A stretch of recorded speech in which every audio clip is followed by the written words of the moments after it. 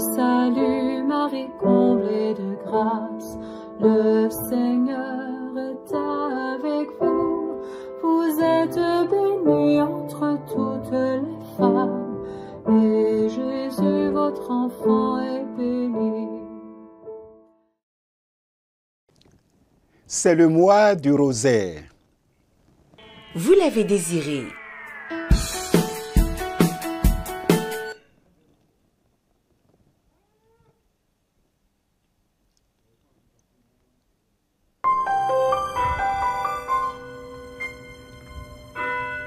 Lumen Christi TV, par ta lumière, nous voyons la lumière.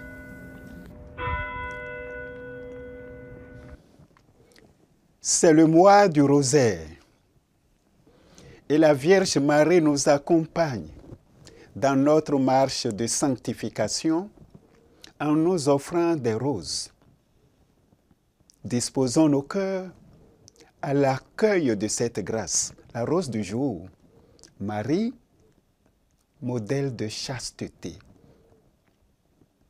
Marie, l'Immaculée Conception, n'a pas été blessée par le péché, le pire des maux, qui infecte et gangrène l'âme. Elle a été préservée du péché originel par la grâce de Dieu, sainte dès sa conception dans le sein d'Anne, sa mère, en vue de son divin Fils Jésus à naître pour notre salut.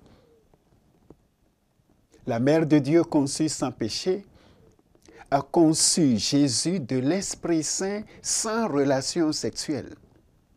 Matthieu 1, 18, et est demeurée vierge après sa conception virginale. Sa pureté totale dès le début a été défendue, préservée durant tout son pèlerinage de foi, dans la fidélité à Dieu au cœur du monde. La chasteté de Marie est l'état pur de son âme, de son cœur immaculé, de son corps, de ses instincts qu'elle a maîtrisés dans la force, la grâce de l'Esprit Saint qui l'habite, l'Esprit Saint dont elle est le temple.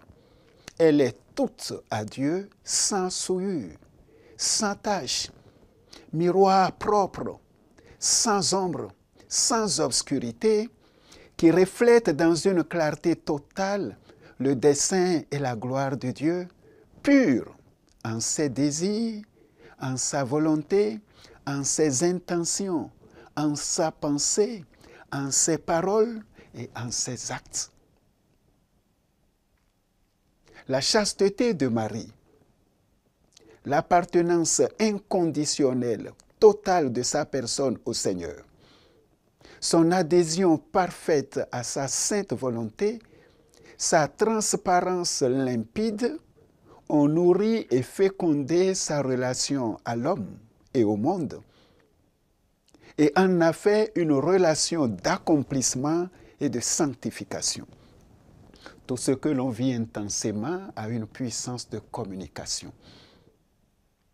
Le cœur, l'âme, le corps pur de Marie, plus proches de Dieu que les nôtres, par leur sainteté, sont des canaux sans fissure, sans obstruction, sans nœud, par lesquels la grâce de Dieu, l'onction de l'Esprit Saint qui donne vie, nous rejoignent.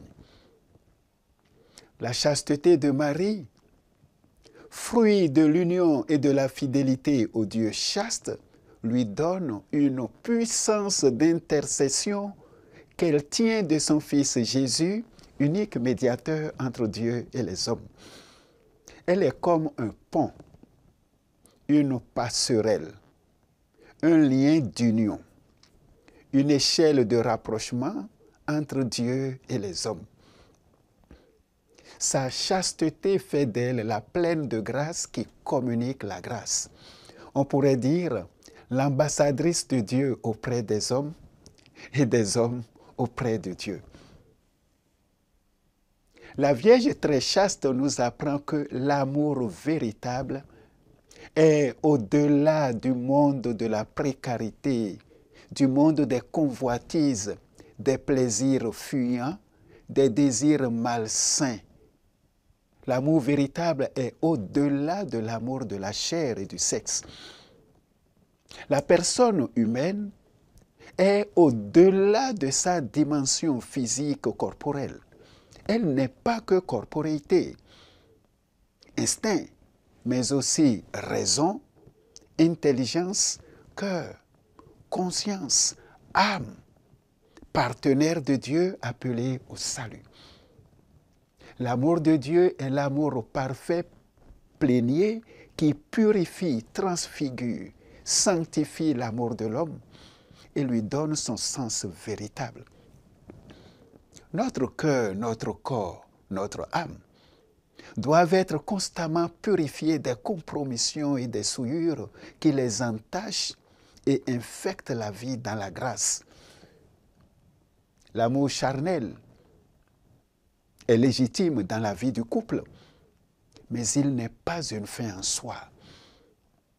Il doit se recevoir de l'amour de Dieu auquel il est ordonné.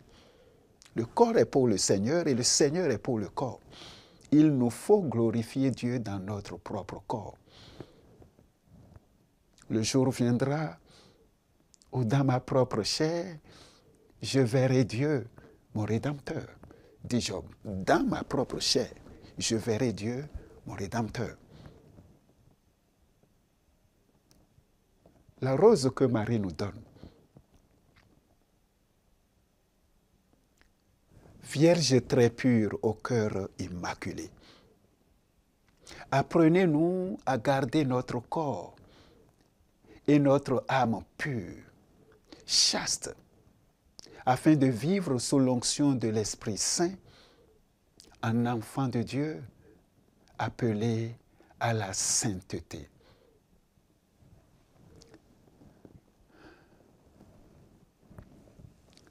Sainte Marie, Mère de Dieu, Vierge très pure, Vierge chaste, priez pour nous. Je vous salue, Marie comblée de grâce, le Seigneur